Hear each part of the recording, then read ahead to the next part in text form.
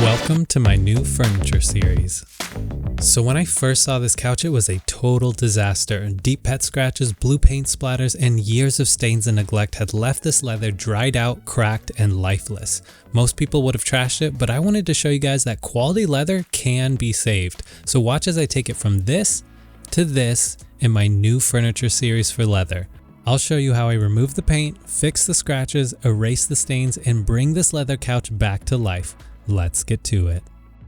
So when searching for some leather furniture to restore, I came across this listing on OfferUp for a free leather couch. And did I mention that this poly and bark couch was more than $1,600? The owner said that this couch needed a good wipe down and that there were watermarks and paint from a poorly executed DIY project.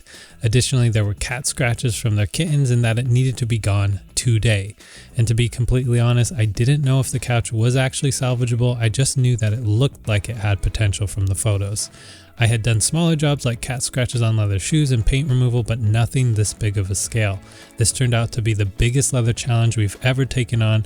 So this is our journey, showcasing the failures and successes through this entire process. So because I don't know everything that happened to this couch, I wanted to make sure that it was clean and sanitized. The owner noted that after it was damaged, it then became the kids' couch, which definitely shows.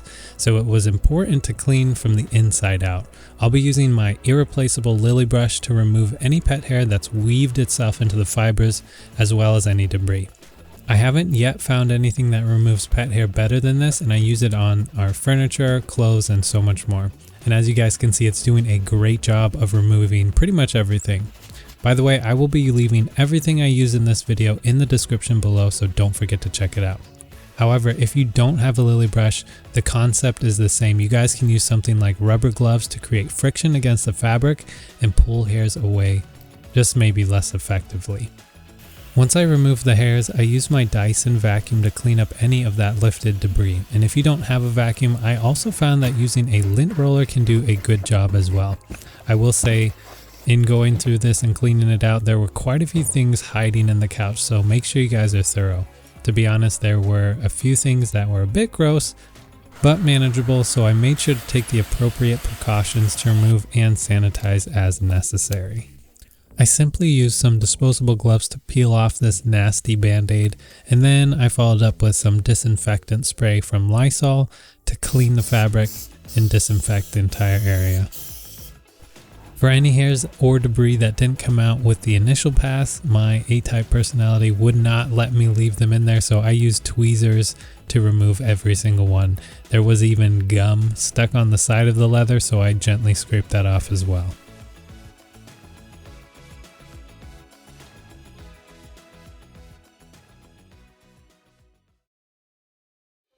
Now that all of the debris was removed, I went ahead and sanitized the interior area of fabric. I just made sure to be very thorough and let it stay on the fabric for at least 10 minutes. Since Lysol is not made for leather and will damage it, I'll be using Amazon's #1 leather care, Leather Honey, who is kindly sponsoring this video. And as you guys can see, this couch is already looking so much better. Let me ask you this, when was the last time you cleaned the inside of your couch? Drop a comment below. Alright guys, now if the fabric on your couch has a lot of pilling, I wanted to take a quick moment and highly suggest getting my favorite fabric shaver on the market. And if this is your first time being introduced to one, it is a life changer. It's great for getting pills off of clothing from washing or normal use like sweaters or athletic wear, but it's also great for high traffic areas on your couch or ottomans as well. I've tried more than 6 to 7 on the market, but this one by Buterol is literally the best one that I've tried yet, so give it a try. I'll leave it in the description below. And although this couch didn't have too many pills, I did want to mention it for those of you who may need it. Now on to cleaning. Like I said earlier, we'll be partnering with Amazon's #1 leather care, Leather Honey, to tackle the dirt, grime, and years of buildup on this poly and bark leather couch. It's always best to spot test any leather care products in a hidden area to prevent any unexpected results, so make sure to let it fully dry and then check the area. Once you know it's safe, you're good to go. Specifically, I've chosen Leather Honey's UV Protectant Cleaner because furniture often fades when situated near a window, so this will provide extra protection against the sun's rays. I also wanted to note that Leather Honey's cleaner is specially formulated to not leave any watermarks, and even though the leather is darkening, it will dry lighter as we saw with the initial spot test. So when I was researching for this poly and bark couch restoration video, I had to really understand what kind of leather I was working with in order to properly clean, condition, and even fix the damage on it. That's why I spent so much time researching key differences between full aniline leather, semi-aniline, and pigmented leather, and it completely changed how I approached this project. So let me explain. So the beauty with a full aniline leather is it's super soft and natural looking because it's colored all the way through with a transparent dye, but that also means it has no protective coating, so it can more easily soak up stains and darken with oils and water. It looks amazing, but you can't get anything like it if you have a pigmented leather. It's really unprotected, so you do have to weigh the pros and cons.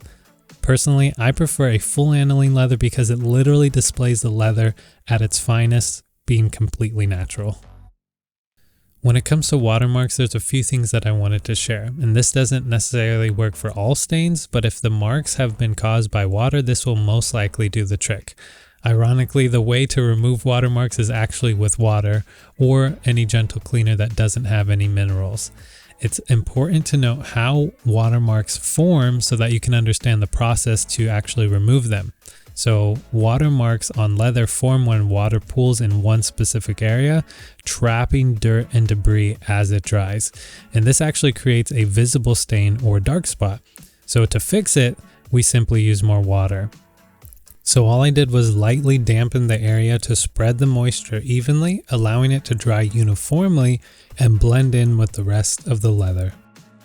Now for a drop of paint or thicker paint instead of a brush stroke of paint, it's actually easier to remove since there was more paint to grab onto. I easily removed it by taking the smooth rounded edge of a paper clip and lifted up the paint, though it didn't work for everything.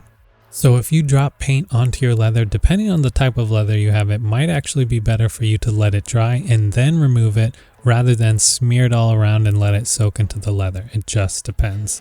Next, we have paint removal. This was literally the toughest job that I had with this couch because it dried like glue on the surface of the leather, which made it really extremely difficult to remove without damaging the leather. And to be completely honest, some of the areas of the leather were minimally damaged due to the fact that I had to use more harsh methods in order to actually try to remove that paint, but it's better than leaving the dark paint on there in my opinion. Now I did want to note that for this job it seemed pretty difficult for me to remove the paint, so I may have pushed a little too hard when trying to remove it, which left somewhat of a dent in those specific areas, but I was able to fix that later down the line as you'll see shortly. But I would highly recommend not pushing as hard as I did if you can help it. Honestly, the friction is what helped me remove the paint in the end, so maybe pushing with more pressure is inevitable. Something I also tried was using friction to lift up the paint. It didn't work on every spot, but it was worth a shot. I just used the back of my rubber gloves to create enough friction to try and lift up the paint, and I'll say it did a pretty good job despite being somewhat unconventional. I also tried using a rubber eraser as well, and it was about the same. Fortunately, using any type of paint stripper or rubbing alcohol is going to remove the top layer of coating on your leather and potentially any pigment or dye from the leather, so you'll want to be very careful. And unfortunately, in order for me to remove the entire area of paint, I had to both rub off the paint as well as wipe it off with rubbing alcohol. And as I mentioned earlier, this is also what removed that top layer of the original dye. So I knew going forward I had to pivot a little bit, but keep watching so you can see how I took care of it afterwards. Moving back to full aniline leather versus pigmented leather.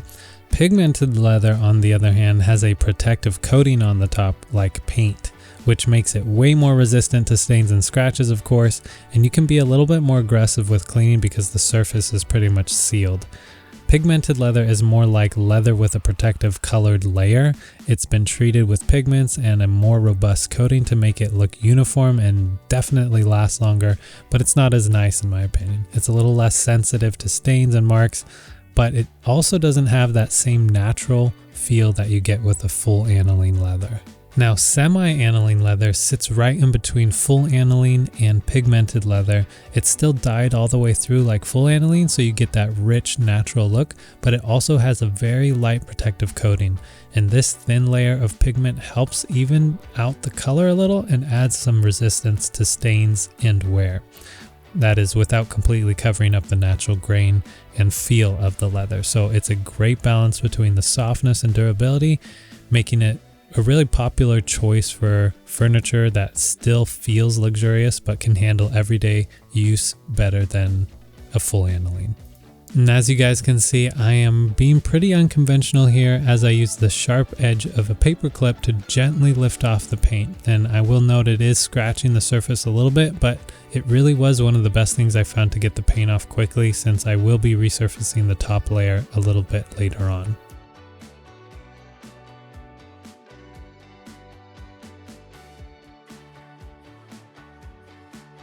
I did finish up with some rubbing alcohol on a microfiber cloth, which seemed to get most of the paint off. Just make sure when you guys do it to switch the area of cloth you're using as you go, so you're not rubbing back in the paint.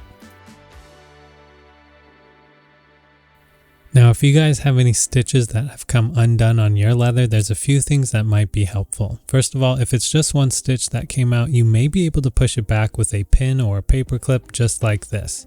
For the most part, it should stop it from continually unraveling, but for things like frayed threads, I always revert to flame sealing them with a lighter. This is normal to seal threads in leather crafting, so it will again keep it from unraveling. Any burnt pieces you can just scrape off. Now onto deep stain removal. What I'm about to do next is not suggested for normal care. It was just me honestly experimenting with various techniques in order to try to remove those deep stains on the main cushions of this couch. The previous owner did note that these stains were made by water, so I figured that using the same trick would remove them or at least make them better, and it did, so I'm grateful that it worked. However, it wasn't perfect, so I had to move to a different method. But first of all, because the area of leather was so big, I decided to use Leather Honey's concentrated formula, and I used warm water with the appropriate amount of concentrate, and this enabled me to remove that top layer of oils and waxes so that I could get the stains in the couch cushions. And as you guys can see, it was working really well, but let me know in the comments below why this may be happening. I'm not sure. I wasn't fully sure what happened, but at first it looked like it was taking all of the stains out, but then as it dried, they all kind of just came back. So I decided to take a more invasive route and try to vacuum out any of the water stains using my Bissell Spot Clean vacuum. I wanted to suck out any of the moisture along with the stains so that I didn't leave my leather soaking wet, as I always try to suggest on my channel, and this definitely got a lot of the stains out. However, it did not remove all of the stains, unfortunately, but it did, like I said, get a lot out, so I was grateful. I did want to note that removing a lot of these surface stains with Leather Honey made the next part of this furniture series so much easier, so make sure you guys stick around and watch some of the next videos. Overall, this project has really been so worth it because we literally got this couch for free and it was originally over $1,600. We put quite a bit of sweat equity into this couch, but honestly, it was all worth it in our opinion. The last thing I did want to mention is that the methods that we used in this couch restoration are not necessarily what you guys should do for your similar couches. I'm just crazy and I wanted to try various techniques and experiment to see what would and wouldn't work. Again, I got it for free, so I wasn't going to lose anything. This is really just our journey in restoring this really heavily soiled couch, and I don't necessarily suggest for you to do the same, but you're more than welcome to try whatever you want at your own risk. This is just what worked for us.